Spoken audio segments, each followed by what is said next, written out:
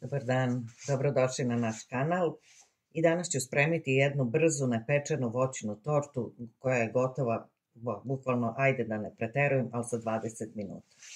Za tu tortu će mi biti potrebno 2 pakovanja plazme, 500 ml slatke pavlake, 400 ml kisele pavlake i 300 g malina.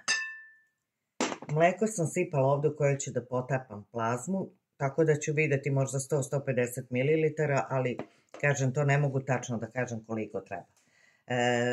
Podlogu ću ređati dole, odnosno ovu plazmu. 24 cm je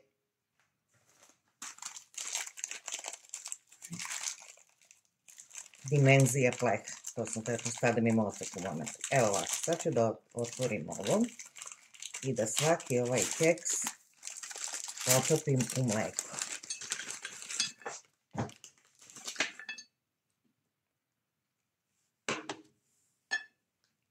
Ja ću to ovako, jer ovo je plazma, ona treba više da se natopi. Evo ovako ću da stavim. Nekoliko puta ovako krenite, jer ona je malo tvrđa, tako da je treba nekoliko puta da se okrene u mleko da bi to otpustilo. Evo ovako ređamo dole gore.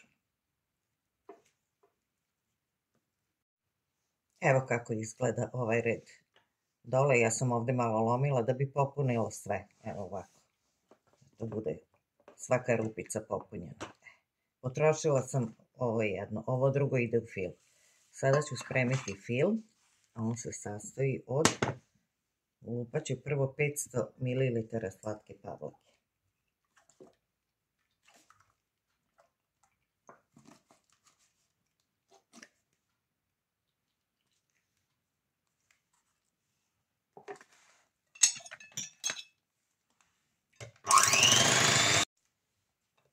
Evo kako sam je umutila, ne treba da bude onako prečvrsta.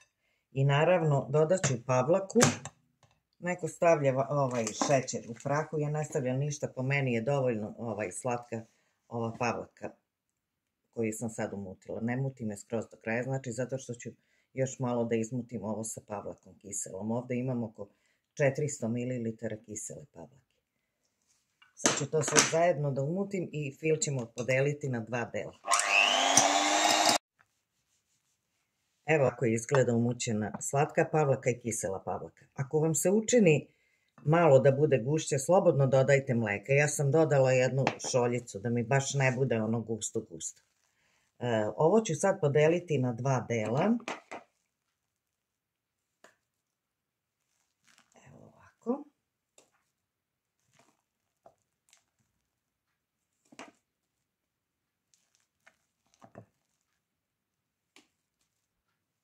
Ja mislim da je to to. Reci, Milane. Da. Dobro.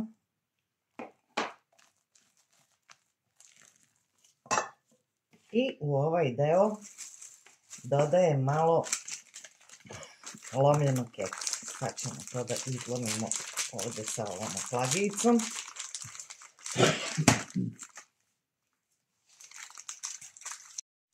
Evo ja sam uzela pola ovog pakovanja plazme i sad ću ovako u ovoj kesi sa ovom oplagijicom samo ovako da ga malo izdrobim. Ne mora sitno, ali ovako je lakše da ga ne bi lomila rukom.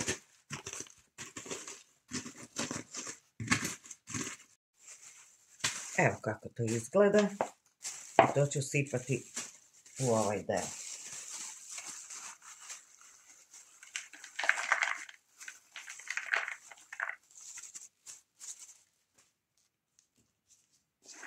Promešam i stavljam preko plazme. Samo da vam kažem da ja ovu tortu spremam, sutra idemo na rođendan kod jedne male devojčice, pa se izvinjavam što neću moći da je načinem, samo ću je pokazati kako izgleda. A možda ću i da načinem jedno parčence, ali nećemo da probamo, jer to nosimo kao poklon. Pored poklona i tortu. Evo ovako. I sad ću to da preručim preko keksa.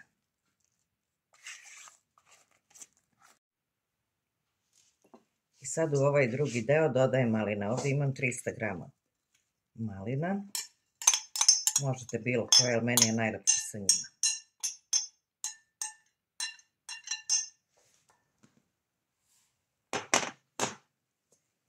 Promešam i stavljam preko ovog fila sa keksom.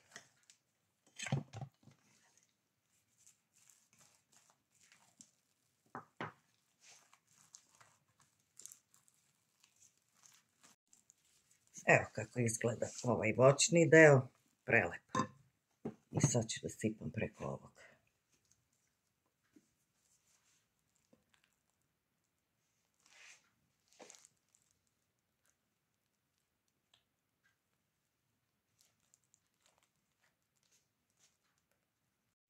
Evo kako izgleda torta, gotova je, ide na hlađenje, može odozgo šlag, ja neću staviti, jednom sam stavila pa je to bilo previsoko, meni je ovo dovoljno. I samo ću ovako da izvučem ovako kašikom i to će biti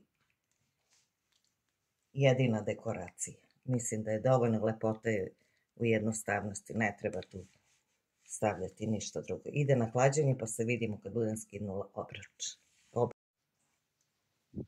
Evo, posle sat vremena hlađenja u frižideru, ja sam skinula obruč i evo kako ona izgleda. Verujte mi na reč da je ona bolja od svakog sladoleda. Prvo što se napravi jako brzo, što nema pečenja, nema šećera, stvarno je preukusna. Ne bi sad da je načinjem, onda bi morala da vratim parče, kao što sam rekla, ja to sutra nosim jednoj devojčici za rođendan, tako da to bi bilo to.